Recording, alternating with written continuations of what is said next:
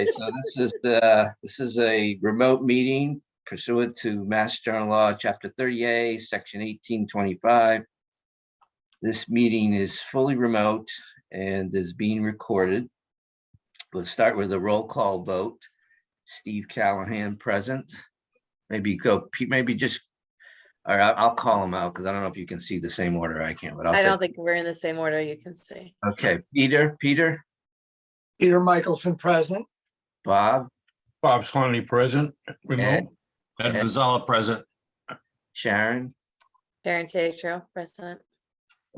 Jill,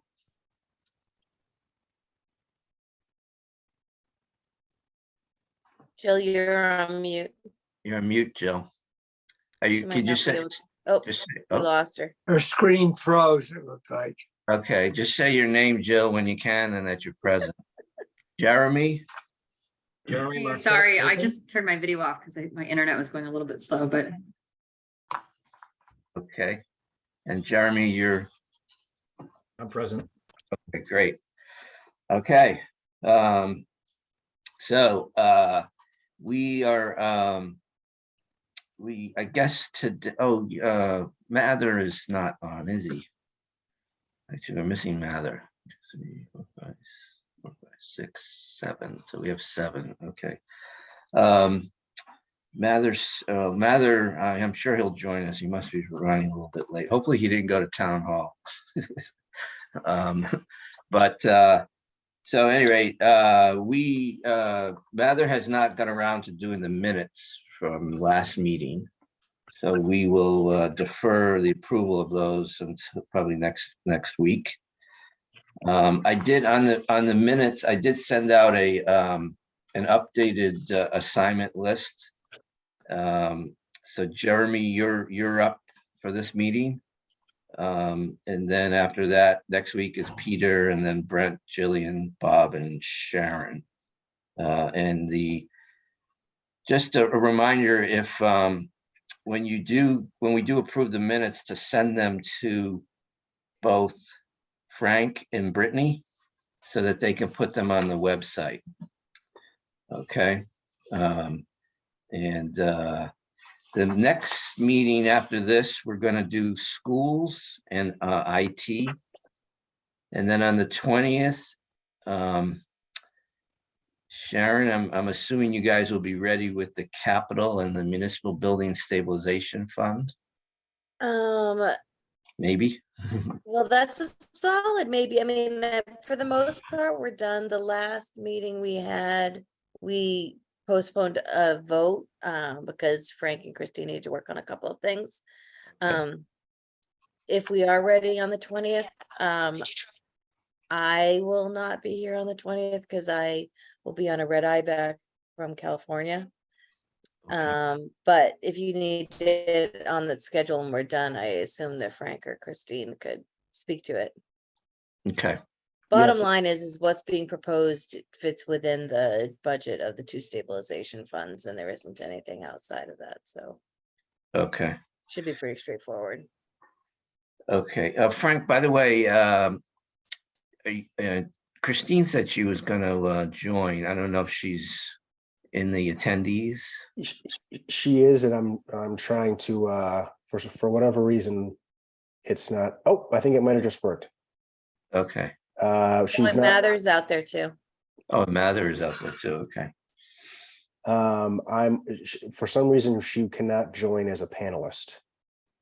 Okay. But she is. I'm trying to promote her as we speak.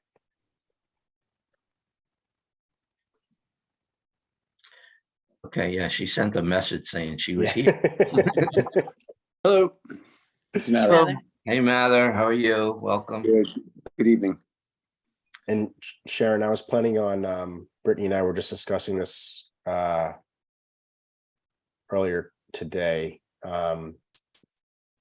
Christine, Brittany, and I will be sending out a link for hopefully to schedule something for next week to regroup on the municipal building Okay. stabilization fund. Okay. Okay. If that works for you. Yeah, I'm gonna be remote some of the days from California, but we'll figure it out. Just send me we'll find something, I'm sure. Okay. And then Mather, we're planning on the facilities budget on the 20th. And we have insurance, the town administrator, HR, and then free cash, I guess. And then we just have to schedule Park and Rec and the Board of Health, I guess, are the two remaining ones. So we are making we've got everything, we've got a plan, I guess, but we're getting there. Okay, so today's agenda. Jill, are you there? I am. Hopefully my internet is behaving now. Yeah, we can hear you. Okay, good. Okay, do you want to introduce your departments and we can cover, I don't know which one you want to do first, but. Sure. Why don't we do Sarah first, since we pushed her to this week. But we'll go over the Council on Aging. I also have Kathy McDonald here to go over Medfield outreach. And then I think between me and maybe some info that Frank can supply, background info, we'll go over Veterans Memorial Day, the health department. And there's one other small one I'm missing, but it's on the summaries I sent out. If I can pull it open, I can go through it, but Hello, Christine. oh, she made it.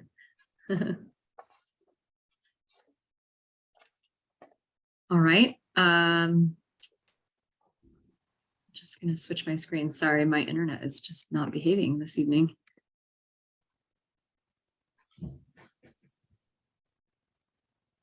All right. Well, Sarah, thanks for joining us. I attached a quick summary just to go through total budget request for the department for fiscal year 2024. It's $250,484. It's just a slight decrease from last year. And then just a breakout between salaries and operating expenses. And then Sarah, I'll definitely need your expertise on talking about some of the grants or other funds the Council on Aging has, and then maybe a little bit about some of the trends or metrics you're seeing as things start to pick back up, hopefully post-COVID.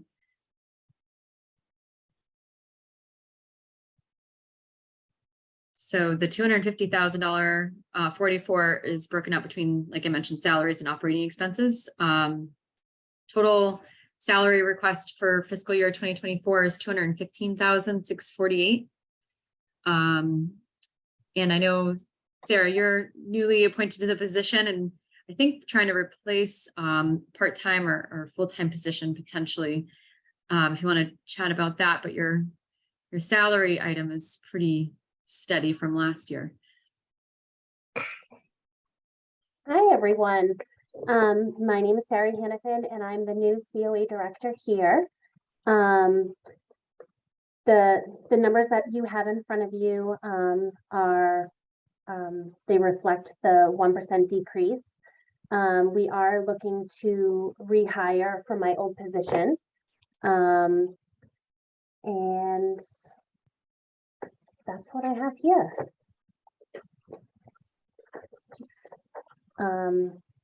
Things are moving along. The center has been very busy. There's some metrics on the last page. For 2022, we had 809 events. Number of services provided were 556. So, you know, we're working towards coming back pre-COVID. Thanks, Sarah. And then also operating expenses are pretty steady, only up 2% from last year to 34,800. Yes. So Jill, the Sarah's replacement is included in the budget request for FY24. That's correct? Yeah, okay. Correct. Yes.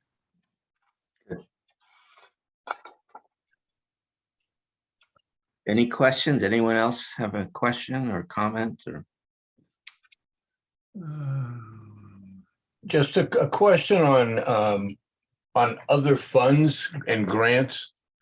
So the budget of 250,000, what would be the the size of, or the amount, the scale of the grants and other funds that are being expended? Do we have that number? I think I can help out on this one, Sarah, if you don't mind. Thank you, Frank. So I think the biggest I guess, general fund source of revenue for the COA is called the Council on Aging Formula Grant. It's a pretty straightforward formula. The current formula basically takes a estimate of the amount of seniors in town and then multiplies that amount by $12. Governor Healy has actually proposed to increase that amount to $14 in the budget proposal that her administration released last week. So we'll have to see how that plays out. But right now it allocates about $36,000 a year, a fiscal year, to the town.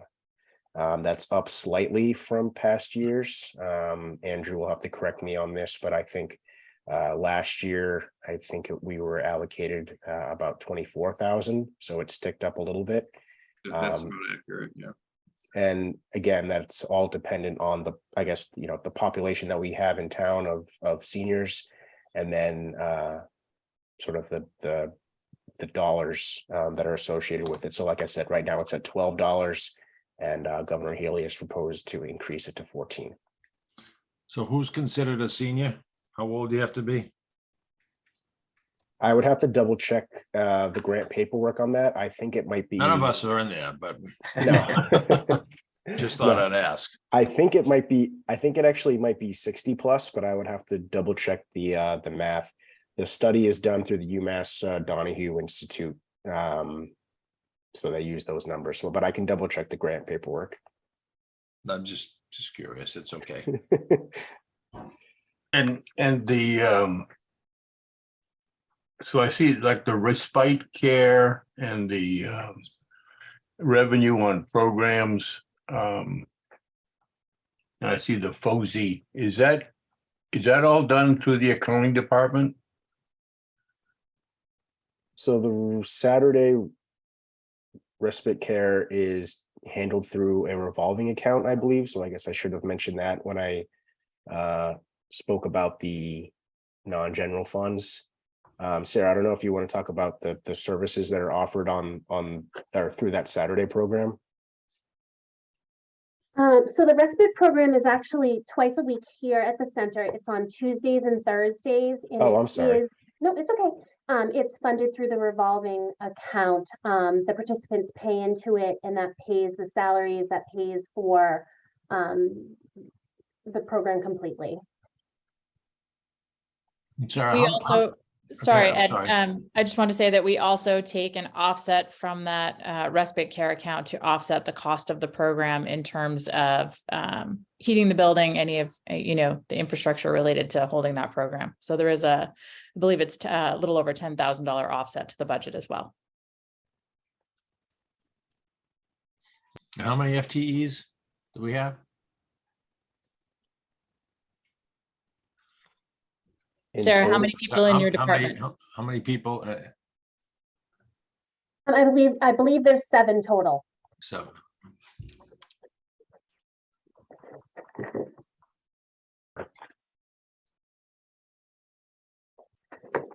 And revenue for programs, Sarah, that my recollection is that if there's a Zumba or different programs like that have fees, is that something how's that accounted for? So that goes into the gift account, and that is the instructors are paid out of that as well.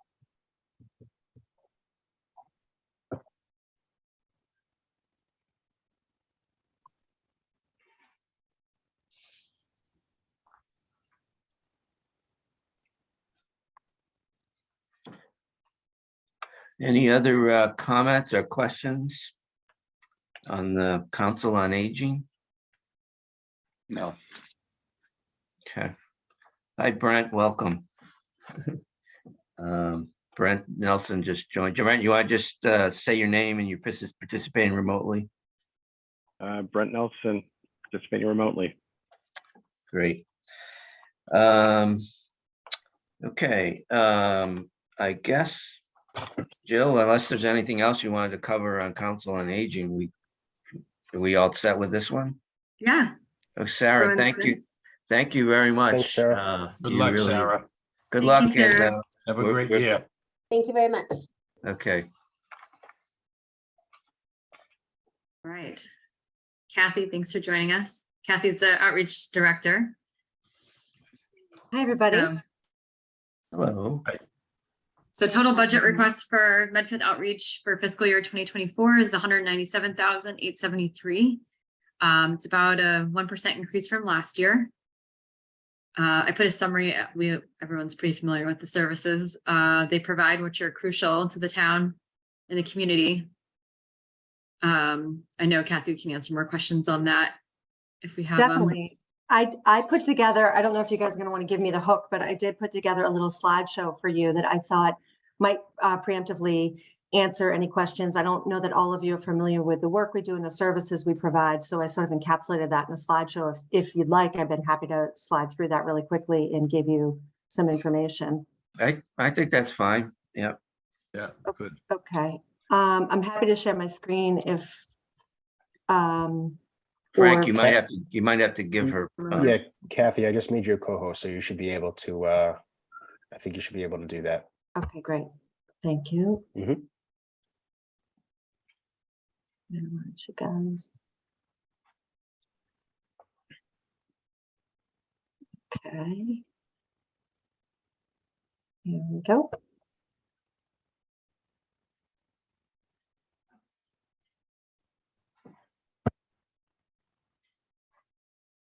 Okay. Awesome. Yep, we can see it. Or at least I can, sorry. Great. Okay, so Yeah, looks good. as you know, everyone can hear me okay? Yes? Okay, very good.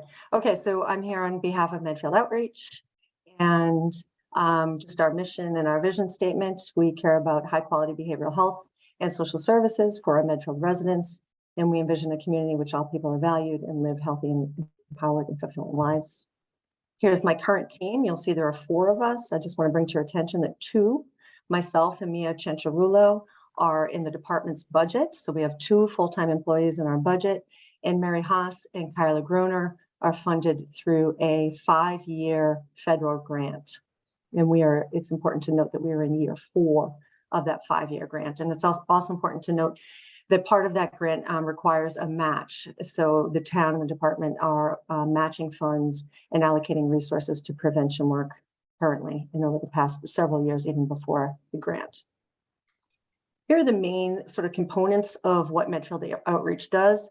I like to say we sort of classify our work into 3 major buckets: community assistance, prevention work, and clinical services.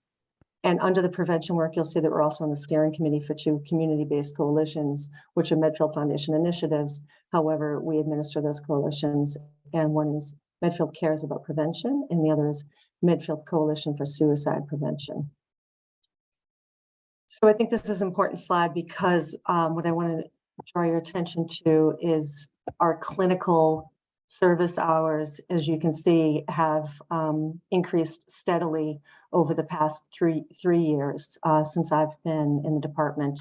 And it's really actually important to note that in 2022, we were down a staff person for over 2 months. And you can see this is mismarked, actually, this last column. It reads 2023, but that's an error. It should read 2022. That's fiscal year 2023. So that's a little bit of a mistake there. But you can see that we went from 300 hours during the pandemic to 600, and we're currently at 965. And as you'll remember from that previous slide, we have 2 full-time clinicians, and I am the director. So obviously I share my responsibilities in other ways besides simply providing clinical services. So what are our clinical services? Well, we do a variety of things. We do provide services such as individual therapy or family work or parenting coaching, but we also do a lot of consultations and really a lot of referrals or handoffs to more long-term sustainable clinical treatment.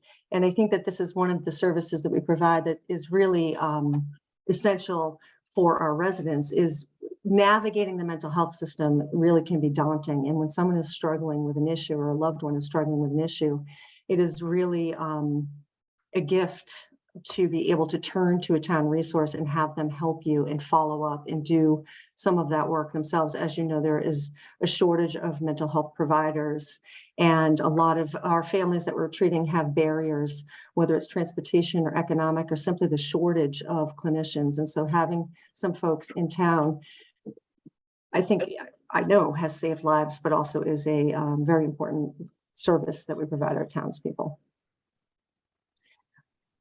I wanted to give you a little bit of data without bogging you down too much. We did a community needs assessment funded by the generosity of the Medfield Foundation Legacy Fund, and we hired a consultant and we surveyed as wide a selection of the town as we could. And the full results of this, if you're curious about it, are on our website on the town page. There's a whole link with all the data in our narrative. But we had just shy of 800 respondents. And what we were looking at is we were trying to assess for what services or what areas of need were our residents seeking, and thus informing our service provision to them. And what you'll see here is that for a third, so blue is a serious concern and gray is a moderate concern. And so the highest issue here on this graph was that our residents, 1/3 of our residents were seeking increased access and increased support for mental health. And you can see there are other areas here as well. And I think it's pretty important to note that all of these things are in some capacity services that we provide or partner with other agencies or community-based agencies or state or federal that we can help bridge people to find those services.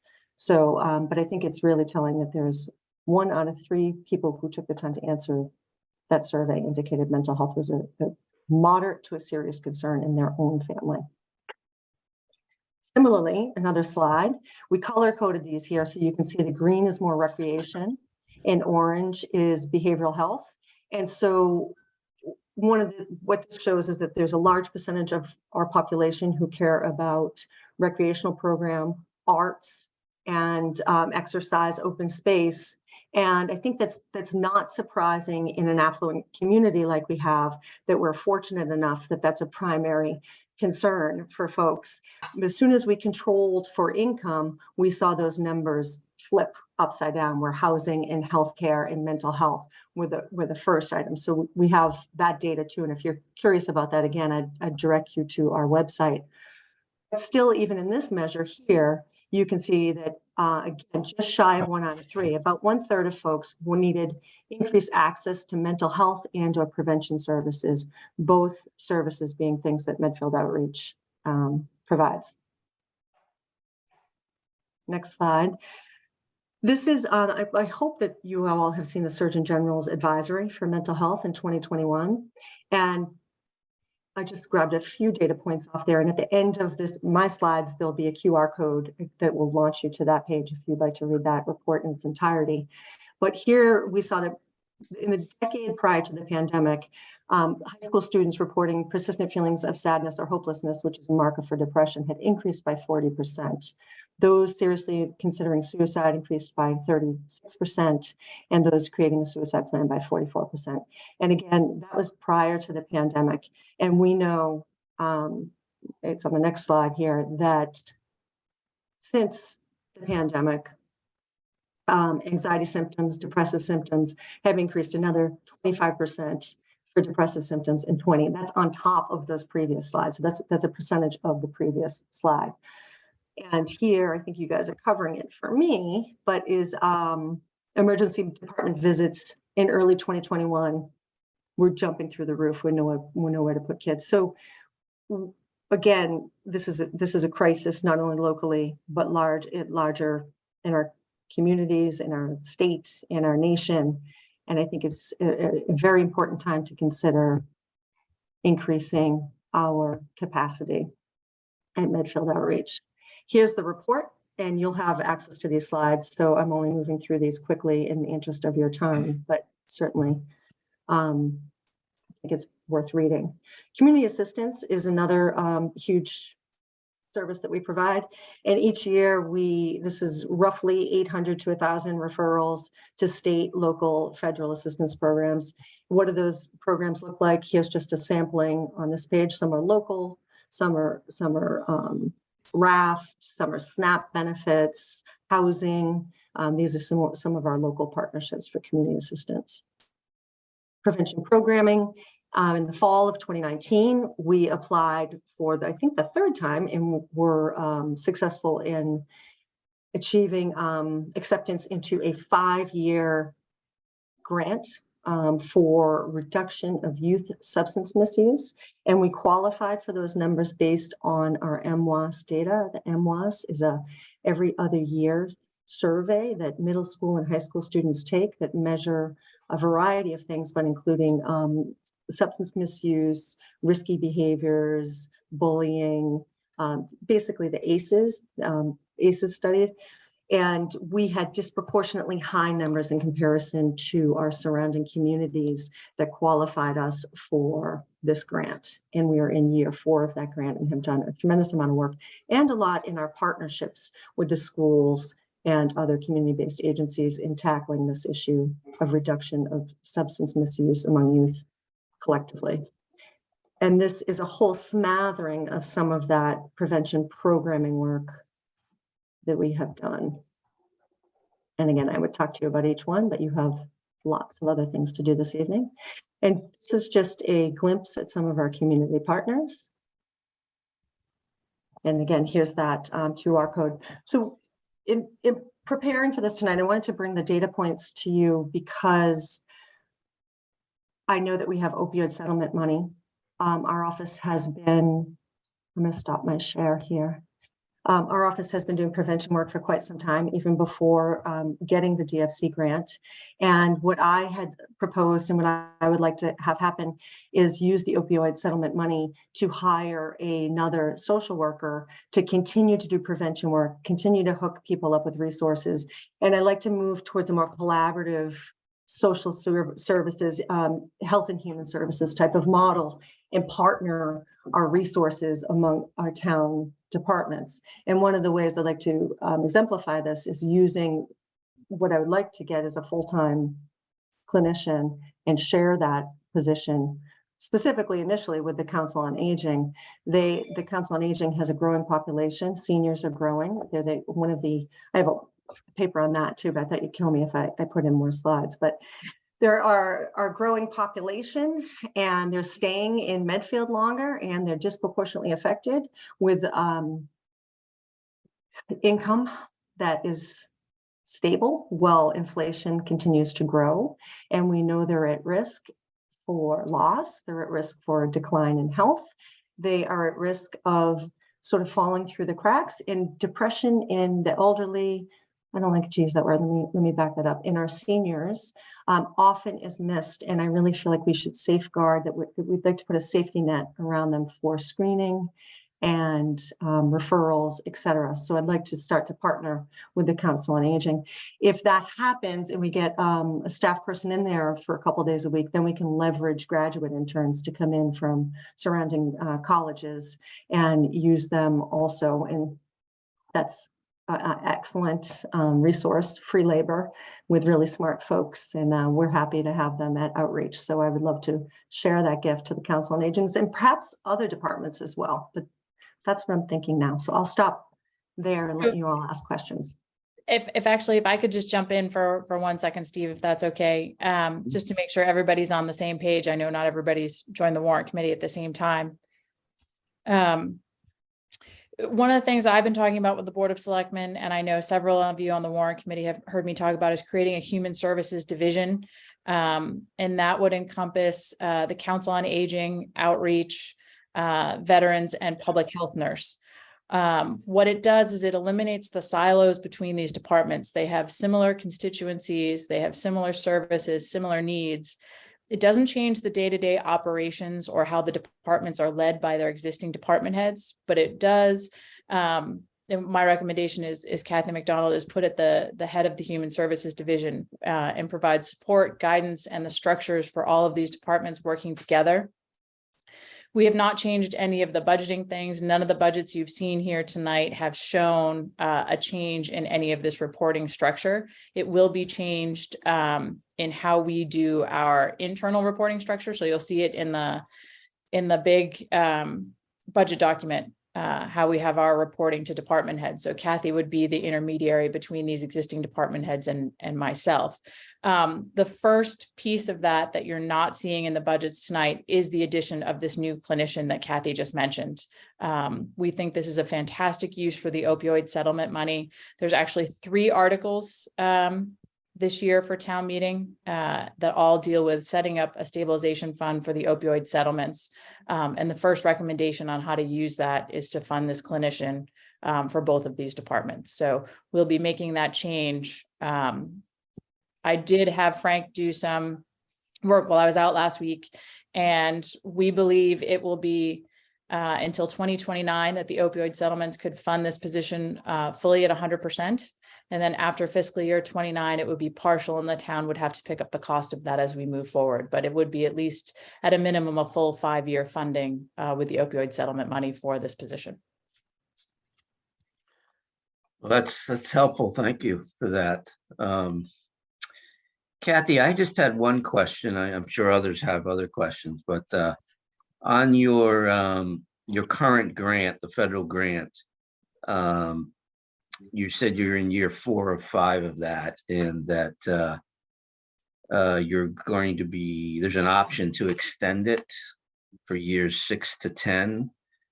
And you go through a competitive bid process. Where are you in that renewal, I guess? Have you applied for it yet? Or maybe you could just update us on that. Sure, I'd be happy to. Everything on that grant cycle happens a year ahead of time. So we're right now putting in our final touches of applying for year 5, because every year you have to apply, even though it's non-competitive. So we're filling out all the paperwork in the budget summary and the project narrative summary as we speak. That is due on March 15th for year 5. Our fiscal year for the grant will wrap up, year 4 will wrap up September 30th. And then year 5 would start October 1st. So that's a formality. Okay, so year 5 is covered in the FY24 budget. That's correct. It's after year 5 that the question.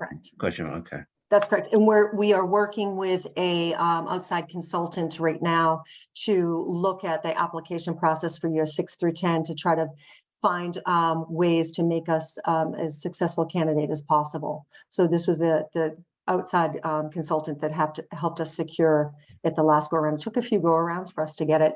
And this is a particular niche of this consultant. And the fee for her is already rolled into and worked into our budget narrative for that year 5.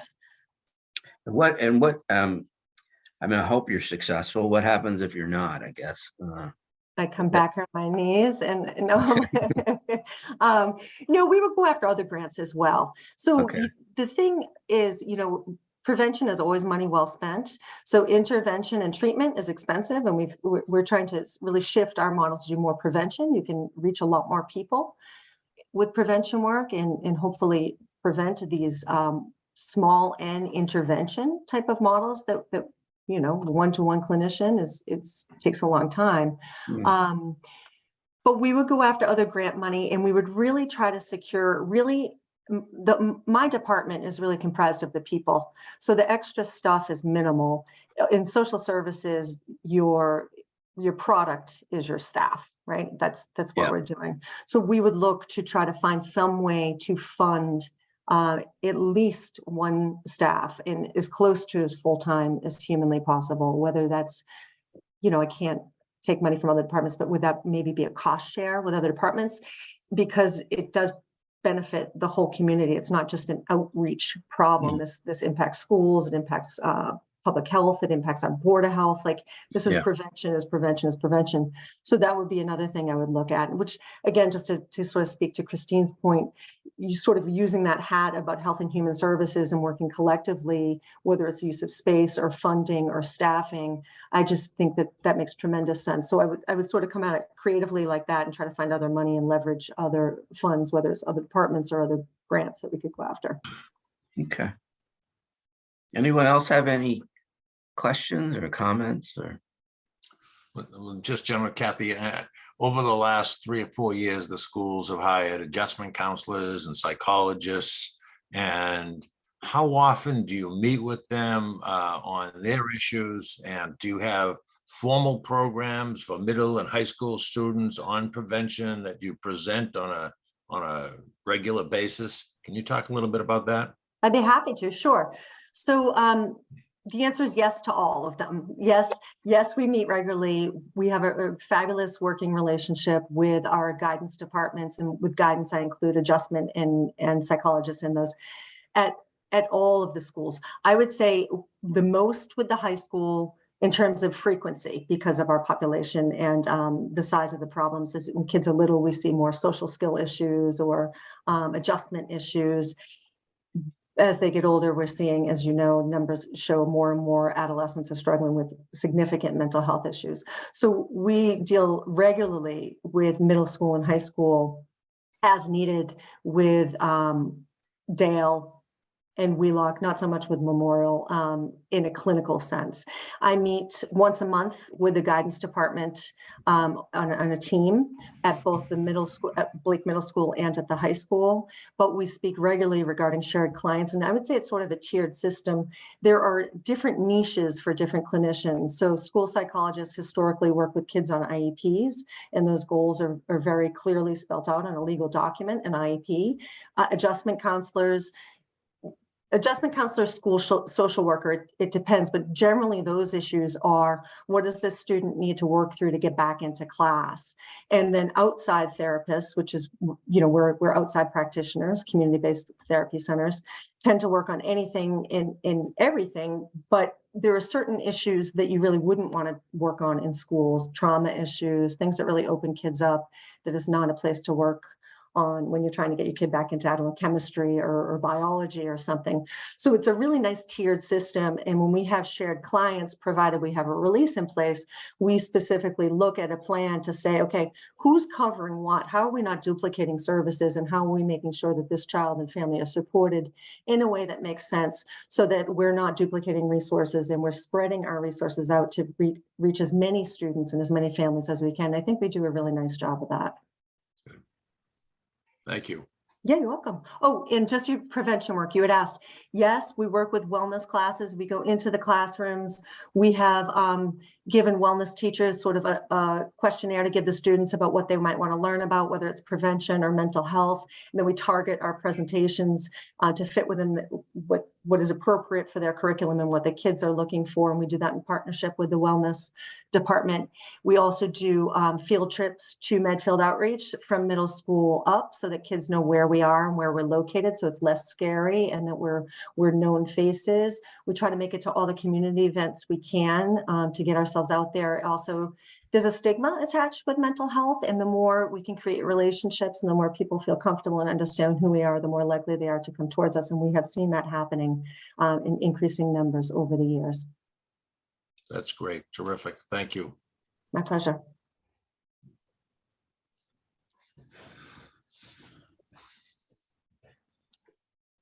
Yeah, that's really good. I know our teenage girls need you. That's really shocking, some of those statistics, as do our seniors. So thank you. For any other questions for Kathy or? Kathy, where are you located? We're in the high school. The old Medfield TV studio is where we are. So if you're familiar with the cafeteria loading dock, we're just adjacent to that, kind of under that big satellite dish that you see when you go around the back of the school. And I'm really excited about the health and human service model also, because space is an issue for us, you know, trying to carve out confidential space within, and Jill knows, she's been in the office. So this partnership what I'd really love to have happen is have our clinicians travel and spend times in different locations to make access easier. So maybe a day, I don't know, at let's say Dale, or an afternoon at here or there, just to Park and Rec, for example. We know there's a ton of families and kids coming through there as they look at securing a new location. How do we partner with them to support their work they're doing and make ourselves accessible and convenient to our community members? But that's where we're located, but we do have a little bit of a space issue, but I'm not asking you for that tonight.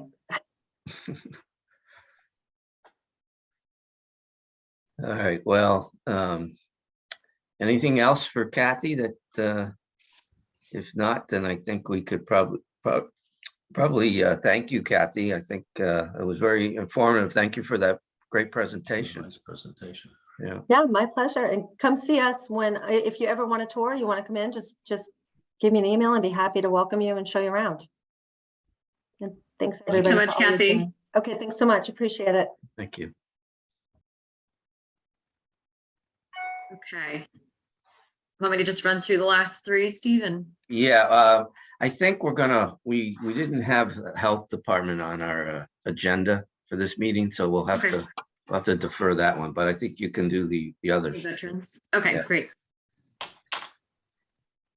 All right, so Veteran Services, total budget request for fiscal 2024 is $60,254. That's up about 8% from last year. The town of Medfield and the town of Walpole share a Veteran Services officer, and they just rehired or recertified that partnership, which accounts for some of that increase. It's actually shared salaries between the towns, so that went up slightly. The Veterans Benefits requested amount stayed the same from last year, which is made up in that 60,000. There's a number of responsibilities that the Veteran Services officer handles that I listed in the summary. I don't know if you guys have any questions about any of that or anything about the town share. And then I'll ask Frank to help me out with that. So I know I just finalized those details, but.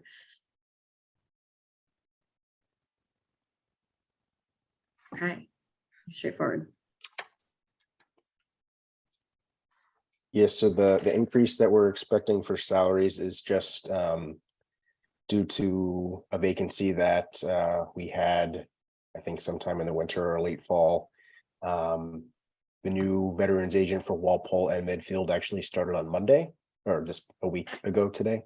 So that's exciting. I think Kathy and Melissa is her name, will be meeting this week to get her fully up to speed. So that will be the salaries will be going up, the salaries and benefits total will be going up slightly to reflect an increased salary for that person. And then the benefits, as Jill said, will remain the same. Oh, excuse me. The benefits that we pay out to veterans are budgeted for the same.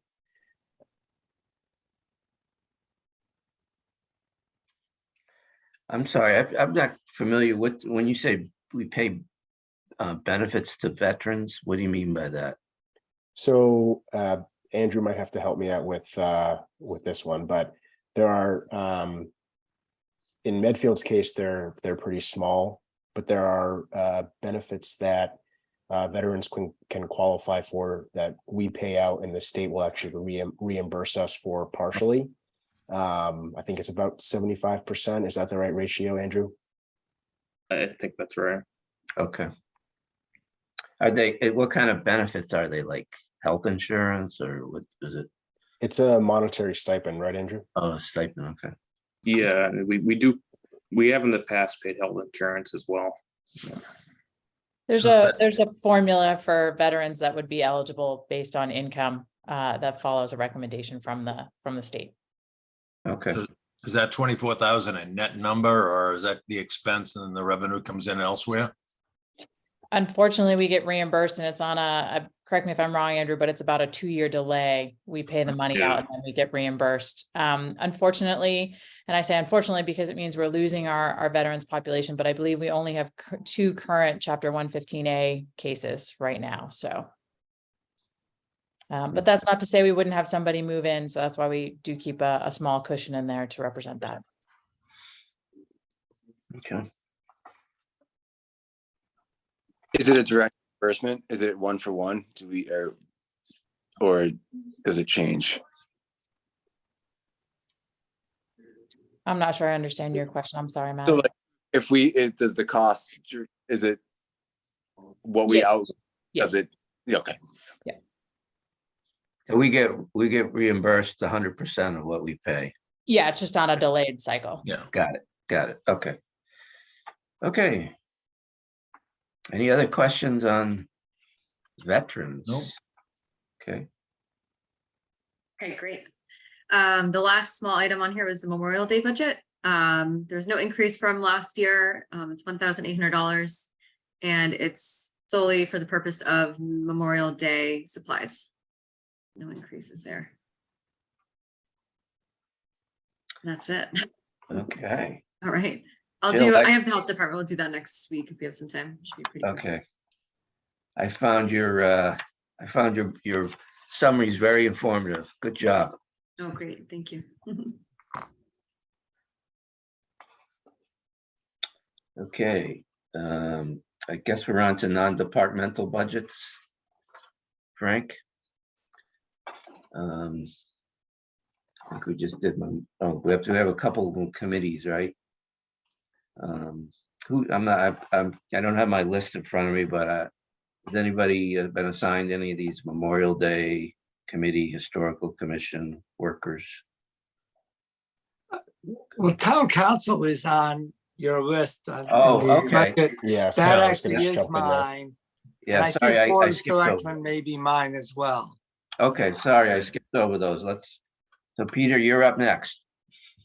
Okay, I'll lean heavily on Christine and Frank, but so the town council budget is 124,944, up down a little. Is that down? Yes, it is. And I'm embarrassed. Christine probably told me, and I'm not remembering why that's down from last year.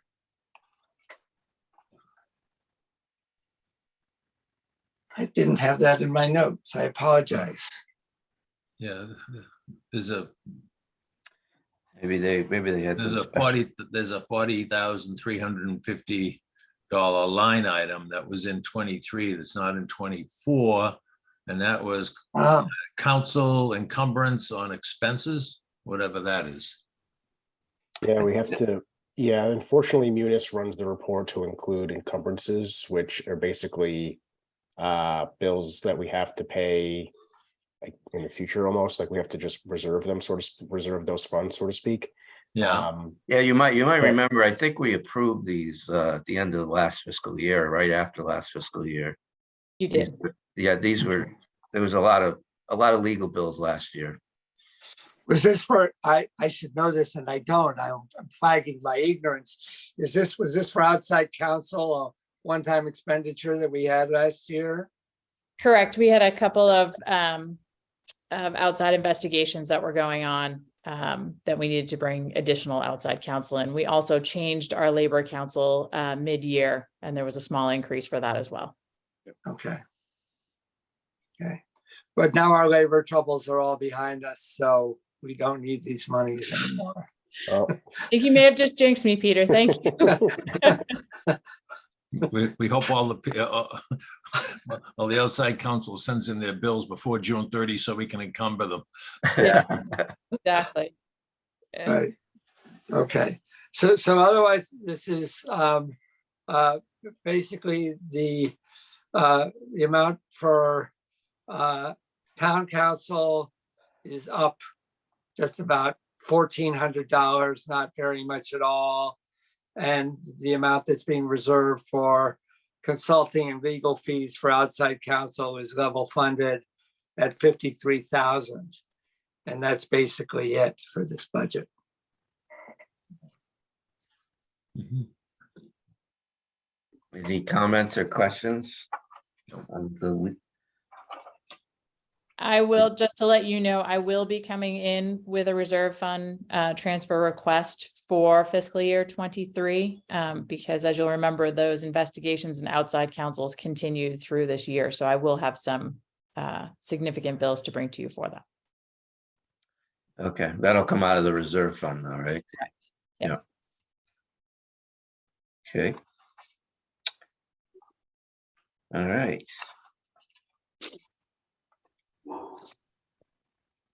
Peter, I don't know if you want to cover the Board of, was it the Board of Selectmen? Yes, that is also, it's actually also down a teeny bit. The amount of salaries that are paid to the selectmen is level at 2,700. And then there are a number of expenses for advertising, certain other services.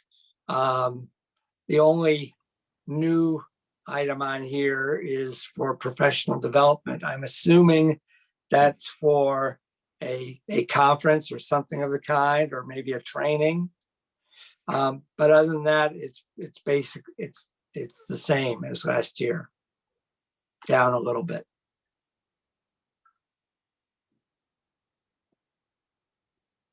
Comments or questions on the Selectmen's budget?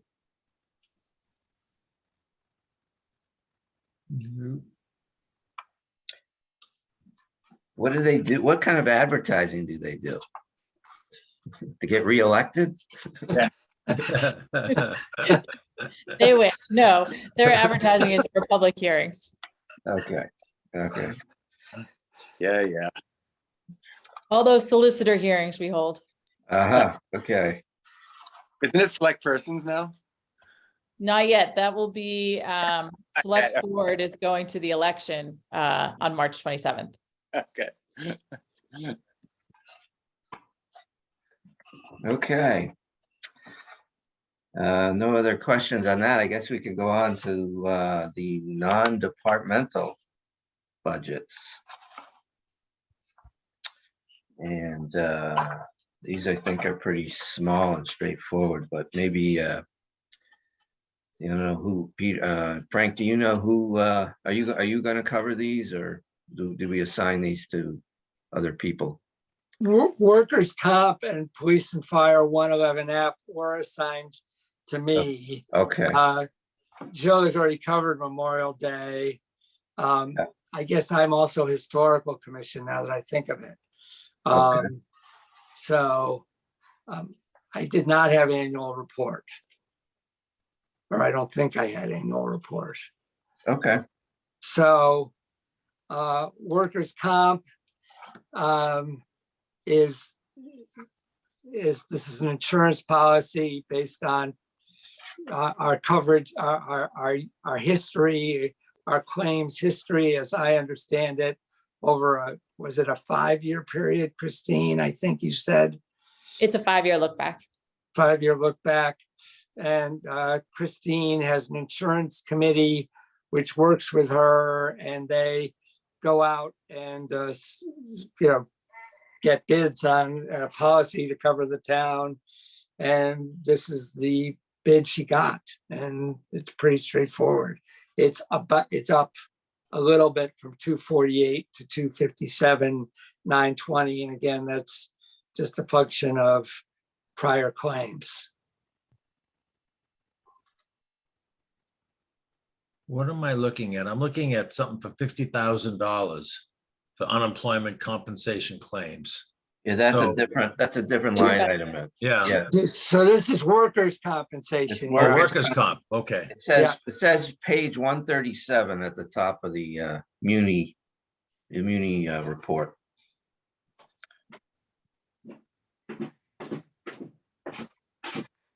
But it's been pretty stable, 22, 23, and then there's like a $10,000 increase in 24. Right. Yeah, And I assume that's just looking back, they factored in some claims that have come in during a 5-year look back period. I assume that, I don't know it for a fact, but It is a 5-year look back on claims for workers' compensation, but it also, the cost for the insurance is based on our payroll. So anytime you have, for example, a COLA, so last year we had a 2% cost of living, you need to adjust, when the workers' compensation comes in and does the audit, it's based on the total amount of your payroll. So anytime you do a cost of living increase, you're going to see an increase in your workers' compensation, cost of your insurance, as well as your claims. Okay, makes sense. Yep, and we also had the addition of post-COVID catching up with employees that we added after COVID. So those are covered as well. So this is an audit. So we're looking at fiscal year 24. This is the audit covering through the end of fiscal year 22. So they're looking at the payroll expenses from 22, which is when you would see that increase. Okay. Okay. okay. The police and fire 111F. This sheet actually wasn't in front of me when I met with Christine and Brittany. So I'm winging it here a bit, but I believe this is not wildly different from the workers' comp. It is an insurance policy. They set it out to bid based on our payroll for fire and police department, and also based on claims history for our fire department and our police department. So it's the work of to my mind, an actuary, substantially the work of an actuary setting a premium amount, which the town is more or less obligated to pay. I'm not aware of us having a ton of discretion here, but I'm ready to be corrected by Christine or Frank if they disagree.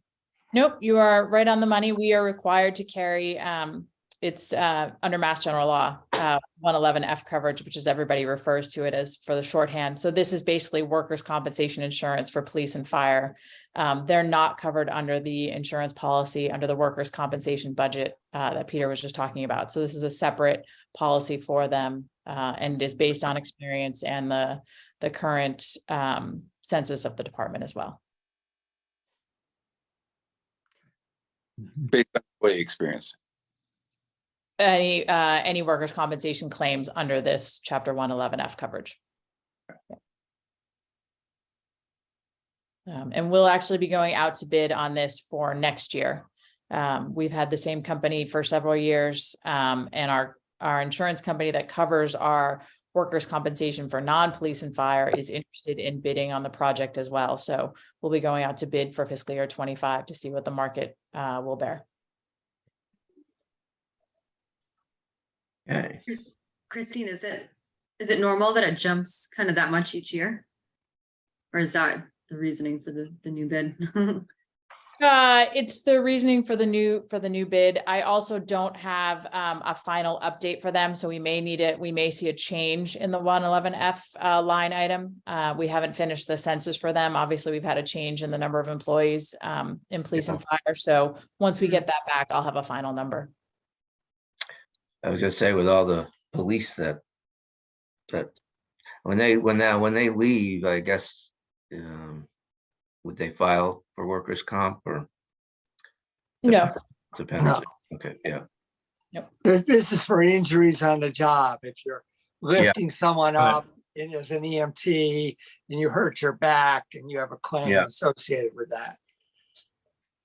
How often do we meet with the company that represents us to look at the number of cases, to go through case by case and look at the projected liability? Because history has taught me that you need to look at that at least twice a year to see what that projected liability is in certain cases. Right. And there's always a higher liability for police and fire, and obviously a very different line of work than those of us who work in the office. We meet with VFIS annually. We run continuous trainings throughout the year to try and do anything we can to make a reduction in any sort of injured on the duty accident cases. Do they, I assume they give you discounts if you have certain safety programs in place and, That is correct. yeah. Okay. Anything? Okay. Yeah.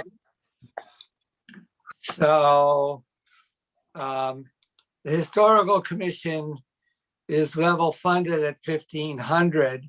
I will just add parenthetically that Christine, as part of her ongoing duties to educate me, informed me that the Historical Commission has, I'll use the word jurisdiction to look at any house that's 50 years old or older for certain kinds of changes, which shocked the heck out of me that that seems like not a very old house to be under the purview of the Historical Commission. But anyway, that's the reality under the town bylaw, I gather. That's what the town voted for, I guess. Yeah. So this was like all part of my, oh my God, that's news to me that I'm learning stuff as I continue with this. But as a budgetary matter, this is pretty straightforward.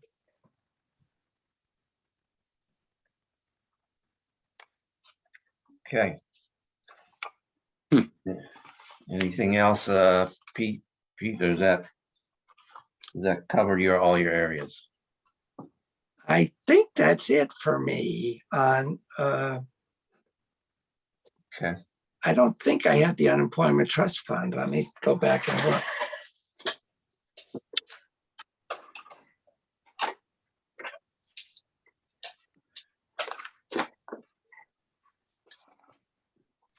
I don't have my list in front of me. Is that something that you, Frank, you could cover, or is that George's area?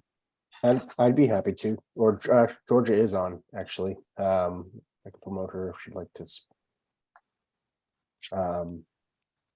But for the unemployment trust fund, wait, now we are doing, you want to skip ahead to unemployment trust fund all the way for Peter? I think so, yeah. Okay. Yeah. Okay. So this is an appropriation that we make to the town's unemployment trust fund each year.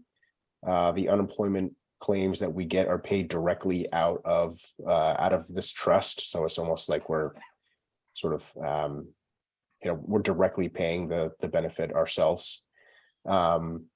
Currently, the town has 2 active claims. Obviously, this can vary year to year and can change suddenly, depending on how things shake out throughout the year. The cost of a claim for the duration of a year is about $30,000. The current balance in the fund is just shy of 180,000. That balance is actually as of the end of December. So given the balance of the fund, we feel that this is an amount that we deposit into the fund, $50,000 this year. That's irresponsible. What's been the historical balance in that fund? That I would have to follow up with Georgia on. Okay, maybe we can do that next meeting.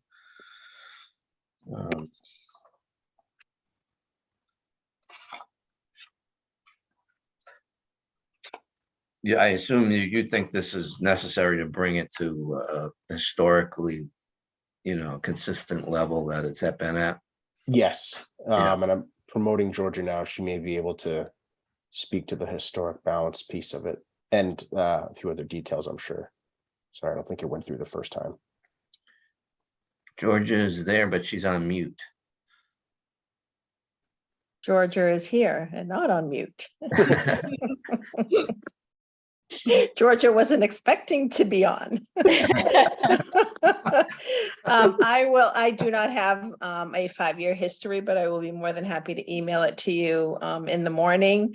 The unemployment, we are self-insured on the unemployment, so we pay all the expenses directly. The employees do not have a deduction for unemployment insurance. The town pays 100% of all unemployment claims. The unemployment trust pays for any unemployment claims relative to a town employee or to a school employee. In the past, we usually appropriate between $50,000 and $75,000. Prior to, or I should say, right at the beginning of COVID, when a lot of the fraud was happening, we ended up paying our unemployment bills, even though they were fraud. We were advised in doing so. So we had quite a hefty a credit balance that we finally have brought to zero at this point in time. We currently only have 2 employees right now that we're paying for. One is a town employee and one is a school employee. The maximum benefit paid out is about $29,000 per person. There have been years where we've had 3 or 4. I would say 80% of all the claims out of the unemployment trust fund are usually a school-related employee. But we need to keep in mind that if we are planning on making any budget cuts and any cuts in the workforce, we always will need to increase this line for future unemployment benefits. So keep that in mind. Okay, that makes And I'll be sense. more than happy to email you. I'll do like a 7-year comparison for you and email it to you in the morning. Yeah, that's fine. So we have in 2023 or 2022, we didn't have any money we put into this fund, right? So in 2022, we had appropriated about $102,000. And it's a weird number because we needed to balance the budget. But we did not take it. So that closed out to free cash. In fiscal year 23, knowing that we had a very healthy credit balance with the Department of Unemployment, we did not appropriate anything for fiscal year 23. So when I mean appropriate, we would appropriate it on the general fund side, and we would take those funds and deposit it into the unemployment trust fund. Yeah. So that's Just why saying. on this muni sheet, we see zeros and. That those is correct. are Just 50,000. Okay. All right. Correct. Okay. All right. Thank you. You're Thank you. welcome. I guess, I think the only other item on our agenda was, I guess, the annual report, right? Yes, I believe so. The slight increase on that one, and I'll just pull up the spreadsheet, or excuse me, the munis report, just so I can get the total. 16,750. Thank you. The slight increase there is on the printing postage line. It's sort of third up from the bottom. The plan there is to change the vendors of our prior printer, which will have a small associated increase in cost.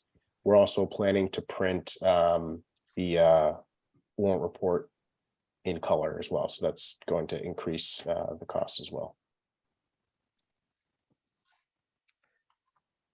Okay, any questions on that? Okay. Okay, I think that brings us to update from town finance.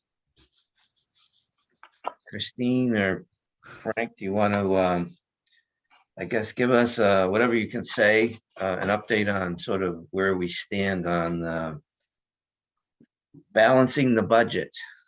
So we are still working diligently to balance the budget. We had, I believe the last time we met, we had talked about, we had a meeting with the Insurance Advisory Committee. Obviously, it's the largest piece of our budget for fixed costs. And we talked to them about the 8.7% increase that the town and the employees were facing in the health insurance.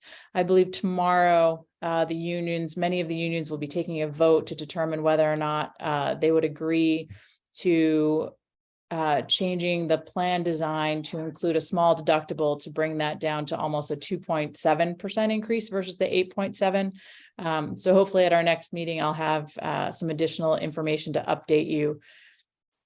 Once we are able to determine whether or not that is going to happen, we'll start making lists. I don't believe that's going to bring us down to the delta of 0. So we'll start looking at cuts both on the school and town side to the requests that have been made to you so far. Christine, Mhm. if it makes anybody feel any better, my company's rates went up 48%. Gosh. Yikes. Yeah. Just saying, you could tell them that it would make them feel better. Well, I mean, I strongly recommended that they go to this 2.7% increase with the small deductible, but I don't know whether or not we'll be successful in that. It is something we are going to have to address. Obviously, we're late in the year this year. It is something we're going to have to address before we start the budget season for next year, because this is not sustainable to have these 8.7% increases. I can't even comprehend 48, Sharon. That's just. It was really, Yeah. and that's with a high deductible plan. Oof. Wow. Yeah. So we'll Yeah. hopefully I mean, have some better news. So that, I guess, as we all know, it just takes one union not to agree to this, right? And then it doesn't happen. And Correct. Any change to the health insurance is a mandatory subject of bargaining. The Insurance Advisory Committee has representatives, both non-union and the unions. In the past, we've worked with them and suggested if they did not want the, increase that's been proposed by our insurance company, that we could provide an alternative. We provided that alternative through Blue Cross Blue Shield. And now it's in all of the union's hands to decide whether or not they want to accept that and move forward. so if it doesn't happen, what would the latest approach to the balanced budget, I think, showed a 613,000 deficit. We're about 613,000. Yes. And this health insurance was gonna, if it passes, it would pick up, like, I think we estimated like 400,000. Correct. Yeah. So it's a significant increase, and we did not want to have to go to the department heads or the school side to have people start making cuts to their requests until we had an answer on that. We didn't want to prematurely have to do that. So we should get word from the Insurance Advisory Committee tomorrow on the union votes, and then I believe they're scheduling a meeting for next week to talk about what to do depending on the outcome of those votes. Okay. Okay. I guess that's the big item then, right? Basically, nothing else in the, okay. Nope. I have had conversations with Jeff and Michael. I know Frank has well. Obviously, we plan and prepare for the worst. So we are starting to work on what those reduction in services or workforce will be in order to balance the budget. Okay.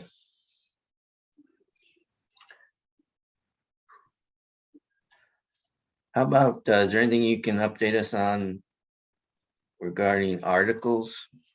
Or timing of when we might start to see written articles? I have the first draft, just like I did mention it earlier, but we do have 3 articles that are all tied to the opioid settlement funds. That is creating the stabilization fund, appropriating money we've already received into the stabilization fund, and then appropriating money out for the new clinician that we're proposing for outreach. That brings us to a total of 33 articles. I just did finish the first draft today of all the written articles that will go to Mark Sorrell for his review tomorrow. So you should have them before your next meeting, at least a draft of where we are. I do have an indication there may be some withdrawal of some articles, and I'll keep you posted on that as well. Okay. Yeah, that would be good.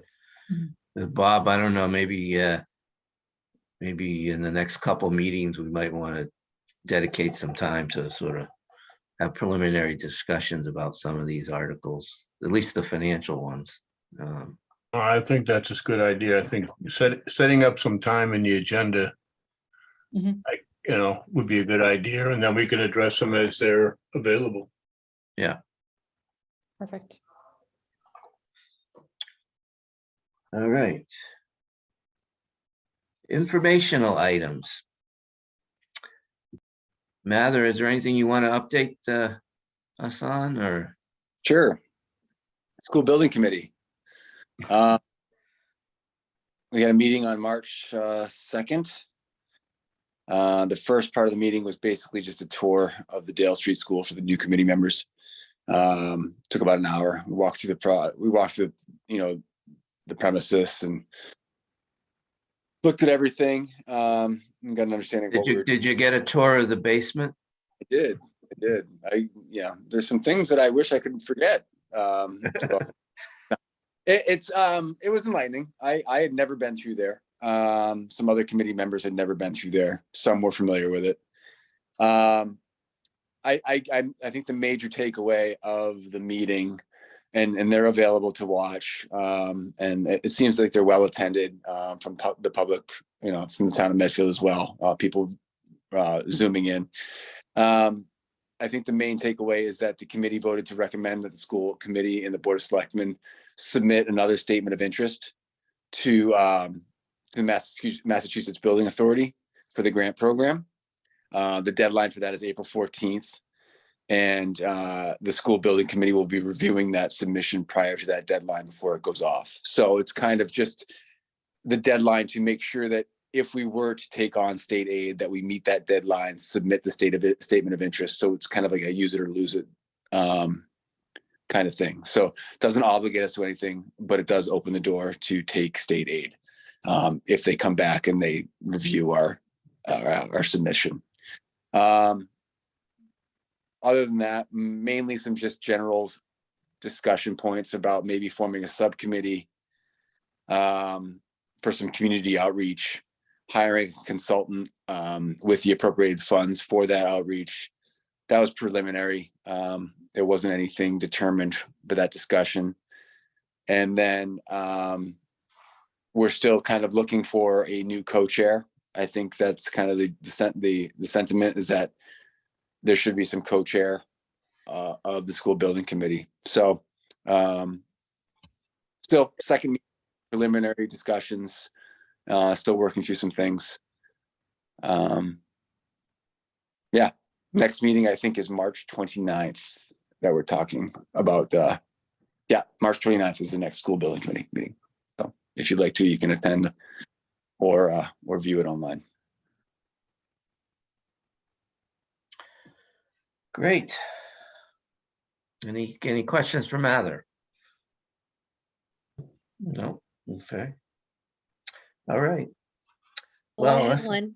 On your tour, Mather, did you go down in the basement? Mm-hmm. I Fun did. down there. All the cool signage of everything that's going on. I was opening up electrical panels. I was my property management experience kicked in, and I was the one kind of poking around, looking at fire and life safety devices or lack thereof. And it was interesting. That when I think Ed and I got a tour of that basement, and that part of that basement used to be a gun range. Yeah. Way back, the police used to, so there's a lot of lead in that soil from the bullets. The dirt floor soil. Yeah. It's old. They used to, well, I don't know if they still do or not, but when my kids were there, like I went down there because we were running a craft fair, and that's where they kept all the craft supplies. Oh, And Rubbermaid tins down there. Yeah, it's awesome sauce. You know what struck me is the I don't know why it hit me, but it was the corridor of all the lockers, and with the old lockers and just Takes you back to when you were in high school or something. Before that, Abe Lincoln was in high school. Yeah. When my grandparents were in high school. That's my opinion. It was the first time I'd seen it, but yeah, God. So we need a new school, in my opinion. Amen to that. All right. Unless there's anything other informational item anyone wants to bring up, I would entertain a motion to adjourn.